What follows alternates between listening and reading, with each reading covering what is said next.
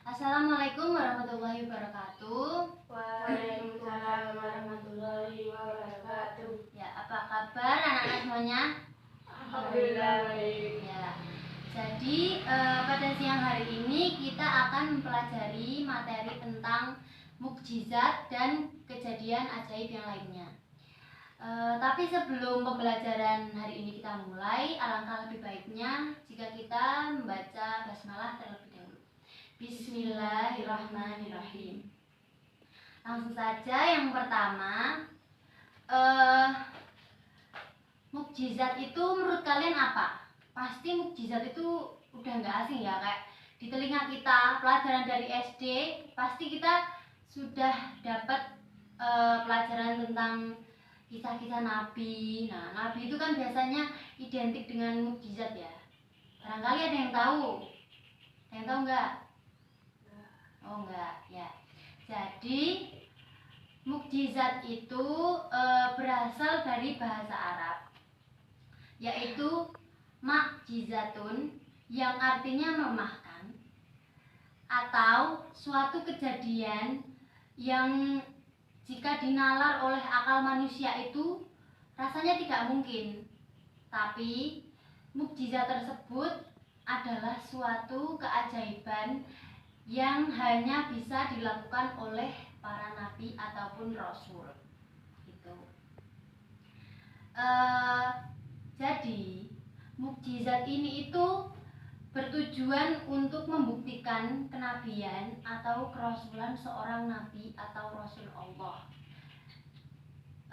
Jadi misalkan kita tahu Nabi Muhammad itu adalah nabi terakhir. Nah, dia itu memiliki kelebihan bisa membelah bulan. Nah, itu kan suatu peristiwa atau suatu kejadian yang tidak bisa dilakukan oleh manusia kan ya. Tapi Nabi itu mampu melakukan.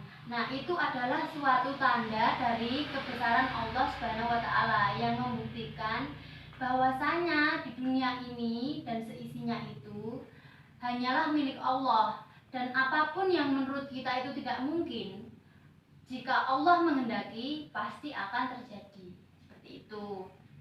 Makanya pada nabi dan rasul itu diberi mukjizat untuk menandai suatu kenabian. Seperti itu.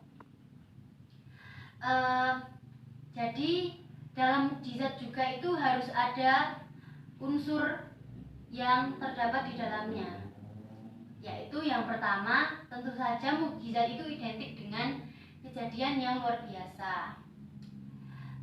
Yang kedua sudah pasti itu berasal dari seorang nabi ataupun rasul. Yang ketiga adalah adanya tantangan. Nah, tantangan yang dimaksud itu pasti yang namanya kejadian yang sulit dinalar oleh akal itu akan menimbulkan pro dan kontra. Apa itu pro dan kontra? Pro dan kontra itu adalah sulitnya rasa percaya. Oh, masa sih bisa bulan kok dibelah? Masa sih kok Nabi Ibrahim itu dibakar tidak hangus? Kan itu tidak mungkin. Nah, itu bisa muncul rasa ketidakpercayaan dari sebagian golongan seperti itu. Yang selanjutnya mukjizat itu terbagi menjadi 3. Yang pertama itu karomah, yang kedua itu maunah, dan yang ketiga itu irhas. Yang pertama yang akan saya jelaskan itu adalah tentang karomah. Karomah sendiri secara bahasa berarti kemuliaan, kehormatan, dan anugerah. Sedangkan secara istilah, karomah merupakan kejadian-kejadian luar biasa yang diberikan Allah kepada para waliullah, yakni hamba Allah yang soleh dan taat kepadanya. Nah, waliullah itu siapa? Waliullah itu adalah para wali. Nah, kembali ke materi yang tadi, karomah itu adalah mukjizat yang diberikan kepada wali yang bisa melihat hal-hal gaib. Seperti itu. Salah satu contohnya adalah yang dialami oleh Maryam binti Imran. Dia itu selalu mendapatkan makanan di mihrab, sedangkan Maryam sendiri tidak pernah keluar dari mihrab. Nah, hal ini terdapat dalam surah Al-Imran ayat 37. Dan ada juga kejadian dari Amir bin Fuhairah. Dia itu ketika wafat, jasadnya diangkat oleh para malaikat dan disaksikan oleh sahabat Amir bin Tufail. Nah, jadi kalau dipikir, wah nggak masuk akal sekali, karena namanya jasad orang yang sudah mati bisa diangkat dengan malaikat yang secara dipikir logis manusia itu tidak bisa melihat malaikat. Gitu. Malaikat bisa melihat kita, tapi tidak dengan kita, seperti itu. Lalu yang selanjutnya adalah maunah. Maunah sendiri secara bahasa artinya pertolongan. Sedangkan secara istilah, maunah merupakan kemampuan yang diberikan oleh Allah Subhanahu wa taala kepada mukmin untuk mengatasi kesulitan hidupnya. Maunah ini diberikan kepada Allah untuk nabi, para wali, ataupun manusia biasa. Nah, seperti itu. Jadi contohnya itu pertolongan Allah yang diberikan kepada korban bencana alam, tsunami di Aceh tahun lalu, seperti itu. Dan contoh lagi seperti saat kita tertabrak kendaraan, lalu Allah memberi maunah kepada kita atau pertolongan sehingga kita selamat, seperti itu. Kayak misalkan kita itu kecelakaan, dan kalau di nalar itu wah kecelakaannya itu parah sekali, tapi nauzubillah min dzalik. Dan dengan kehendak Allah kita selamat. Nah, itu bisa disebut sebagai maunah. Nah, seperti itu. Lalu yang selanjutnya tentang ikhras. Nah, ada yang tahu ikhras itu apa? Oh, belum ada yang tahu kayaknya, ini diam semua. Nah, kembali lagi. Yang ketiga itu adalah irhas. Nah, kalau irhas ini merupakan kejadian luar biasa atau kejadian istimewa yang terjadi pada diri calon nabi atau rasul ketika masih kecil. Nah, seperti itu. Nabi dan rasul itu sebelum diangkat, saat masih kecil itu pun dia sudah diberi mukjizat oleh Allah, seperti itu. Contohnya ya, Nabi Isa, sewaktu beliau bayi, dalam buayan ibunya itu beliau berbicara kepada orang-orang. Dia itu berbicara kepada orang-orang yang berusaha melecehkan ibunya, seperti itu. Nah, kejadian itu dia abadikan dalam surah Maryam ayat 29 sampai 33. Tuh ya. Jadi menurut materi yang saya sampaikan hari ini, inti dari mukjizat adalah kejadian luar biasa yang sulit diterima akalnya oleh manusia, namun itu terjadi kepada nabi, rasul, para wali ataupun manusia sendiri.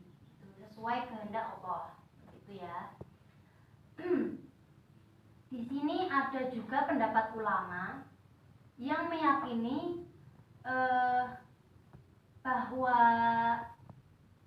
kejadian yang dialami seorang ahli ilmu pada masa Nabi Sulaiman.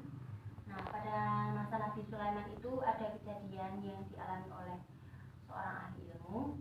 Ketika Nabi Sulaiman sedang duduk di hadapan dengan para wali, dan para tentaranya itu terdiri atas manusia, hewan, dan jin. Beliau meminta kepada mereka mendatangkan singgasana Ratu Balkis.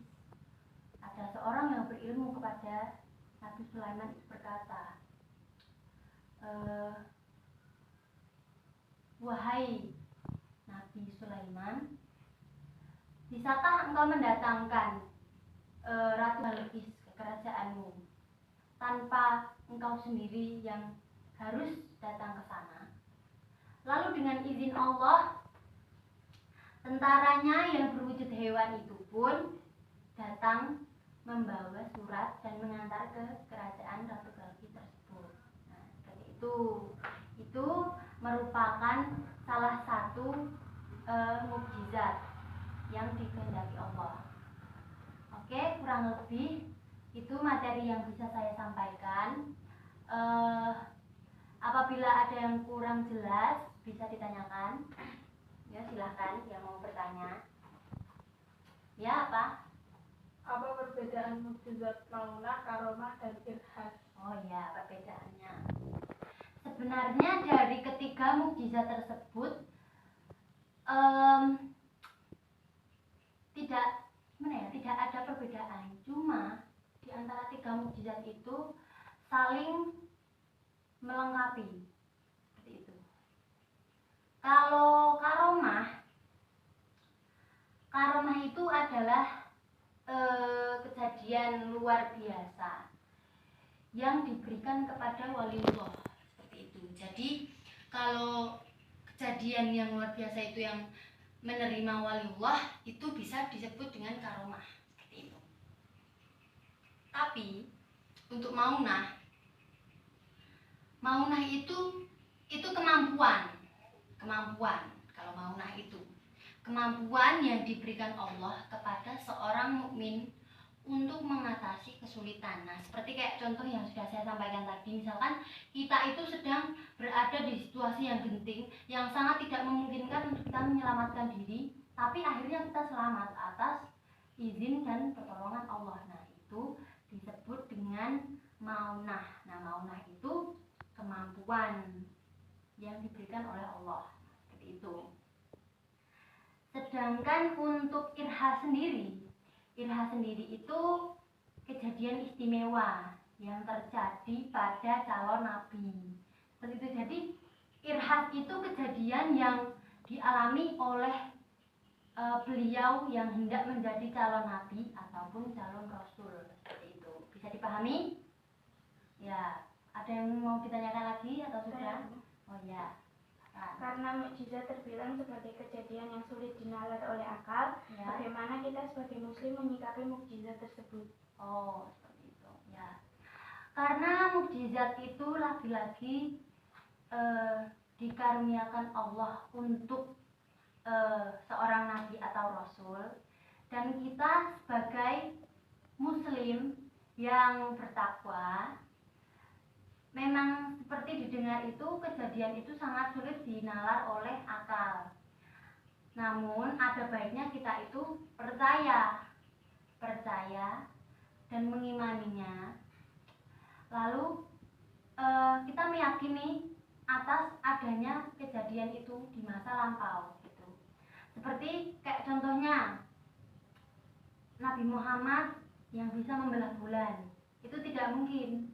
Tapi dalam sejarah Islam, dalam pembelajaran Islam yang sudah diterangkan dalam Al-Quran, semua itu benar adanya.